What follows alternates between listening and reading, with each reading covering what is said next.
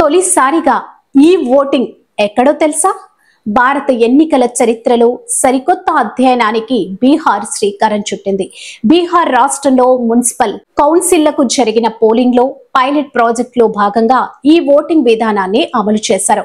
వలస కార్మికులు, వయోవృద్ధులు, వికలాంగులు, గర్భిణీ స్త్రీలు, తీవ్ర అనారోగ్యం వంటి కారణాలతో పోలింగ్ కేంద్రాలకు రాలేని ఓటర్ల సౌలభ్యం కోసమే ఈ సౌకర్యాన్ని తీసుకొచ్చారు. ఇందుకోసం ప్రత్యేకంగా మొబైల్ యాప్ ను రూపొందించింది. తమ వద్ద ఉన్న మొబైల్ ఫోన్ల ద్వారా సురక్షితంగా ఓటు వేసే అవకాశం ఉంది. ఈ ఓటింగ్ విధానాన్ని సిడాక్, బీహార్ రాష్ట్ర ఎన్నికల కమిషన్ సంయుక్తంగా అభివృద్ధి చేశారు.